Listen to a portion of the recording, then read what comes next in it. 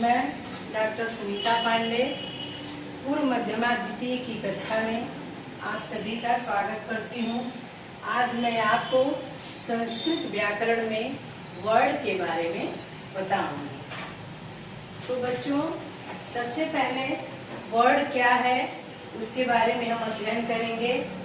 Word ध्वनि की वह छोटी से छोटी इकाई है जिसके टुकड़े न किए जा सके वर्ड कहलाते हैं। मतलब सूक्ष्म इकाई है जिसके टुकड़े न किए जा सके।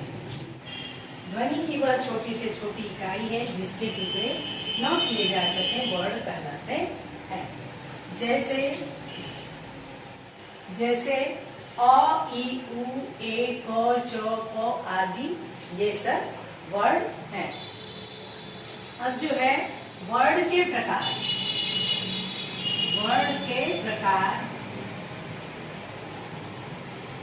वर्ड कितने प्रकार के होते हैं हम इसका अध्ययन करेंगे। संस्कृत में वर्ड दो प्रकार के होते हैं। पहला होता है स्वर वर्ड,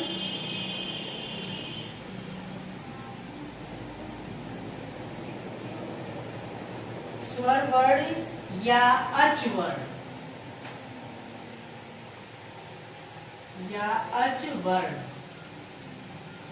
स्वर वर्ड या अच वर्ड, इसको संस्कृत सूत्र में कहते हैं अच स्वरा। अच स्वरा मनो अच को स्वर माना गया है। दूसरा है व्यंजन वर्ड या हल वर्ड। दूसरा है व्यंजन वर्ड या हल वर्ड। अब जो है स्वर वर्ड के बारे में हम अध्ययन करेंगे।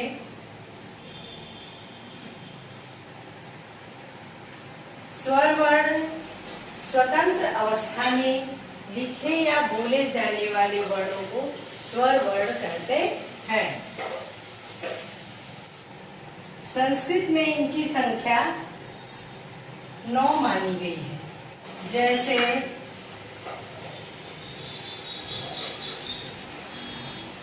अ, ई,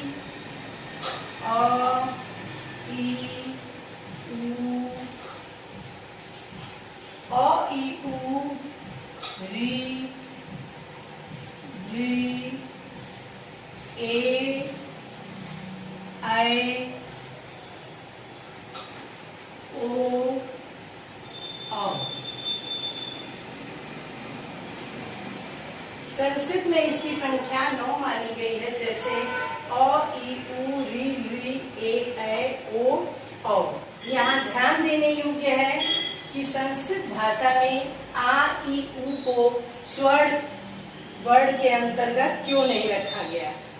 आ, ई, उ को स्वर वर्ड के अंतर्गत क्यों नहीं रखा गया, तो स्पष्ट है कि आ की उत्पत्ति अ धन अ बराबर आ, ई की उत्पत्ति ई धन ई बराबर दीर्घ ई, उ की उत्पत्ति उ धन उ बराबर दीर्घ उ, री की उत्पत्ति री धन री बराबर दीर्घ री। इस तरह से ह्रस्व अ, ई, उ, री के योग से आ, ई, उ, री वर्ड की उत्पत्ति हुई। मतलब आ दीर्घ ई दीर्घ उ और दीर्घ री वर्ड की उत्पत्ति हुई है। परंतु जब मात्राओं का प्रयोग किया जाता है तब 10 मात्राओं का प्रयोग किया जाता है। परंतु जब मात्राओं का प्रयोग किया जाता है तब 10 मात्राओं का प्रयोग किया जाता है। अब जो है बच्चों हम पढ़ेंगे स्वर वर्ड के प्रकार। बच्चों, अब हम स्वर वर्ड के प्रकार के बारे में चर्चा करेंगे। यह स्वर वर्ड 3 प्रकार का होता है। ह्रस्व स्वर, दीर्घ स्वर और प्लुत स्वर।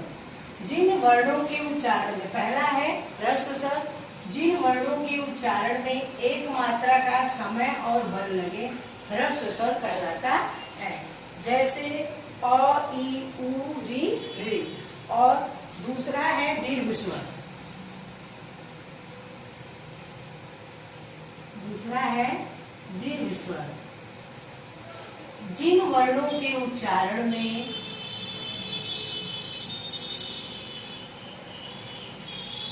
जिन वर्णों के उच्चारण में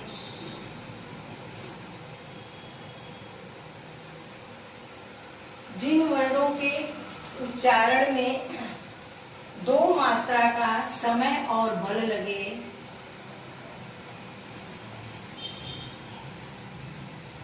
मात्रा का समय और बल लगे दीर्घ स्वर कहलाता है।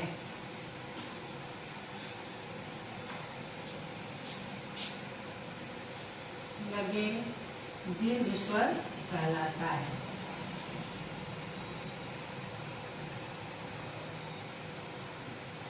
कहलाता है। जैसे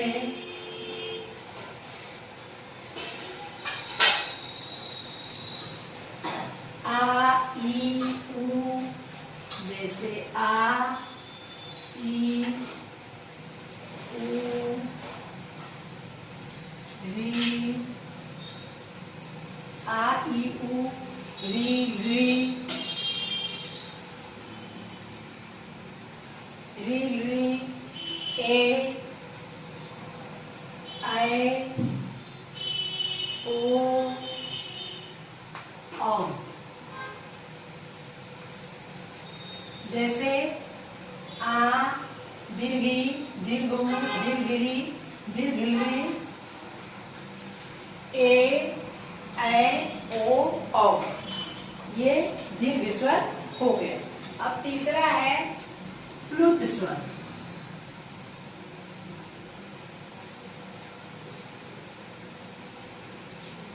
प्लुत स्वर में जिसमें जिन वर्णों में दो वर्णों,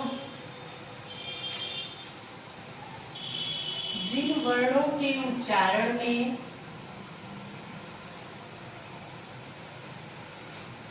जिन वर्णों के उच्चारण में दो मात्राओं से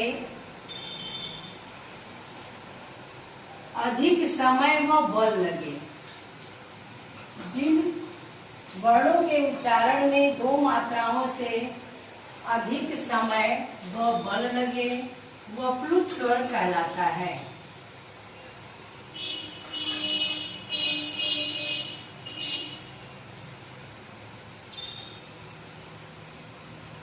लगे वह प्लुत स्वर कहलाता है। स्वर कहलाता है।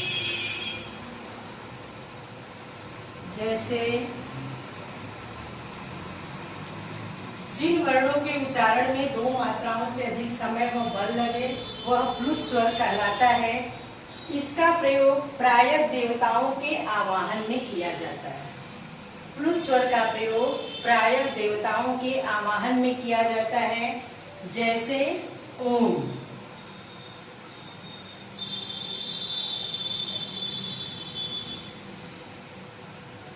जैसे ओम। अब जो है कभी कभी बच्चों द्वारा यह प्रश्न पूछा जाता है कि हिंदी में 11 स्वर वर्ण माने जाते हैं और यहाँ क्यों जो है 9 ही वर्ण है। क्योंकि हिंदी में अं और अ को भी स्वर वर्ण मानते हैं, लेकिन यहाँ पे अं और अ को स्वर वर्ण नहीं मानते। क्यों? क्योंकि आंग और अ, आंग की उत्पत्ति अंग को बनाने में अ न ग से अंग बना है, जिसमें अ स्वर वर्ण है और न और ग व्यंजन वर्ण है, इसलिए इसको नहीं माना गया। अ में भी इसी तरह अ है और ह है, अ और ह, तो अ स्वर वर्ण है और ह व्यंजन वर्ण है, इसलिए इसको भी इसमें नहीं मानते हैं। अंग और अ को यहाँ पे स्वर वर्ण नहीं माना गया है। इसको जो है अयोगवाह कहते हैं, इसे अयोगवाह कहते हैं।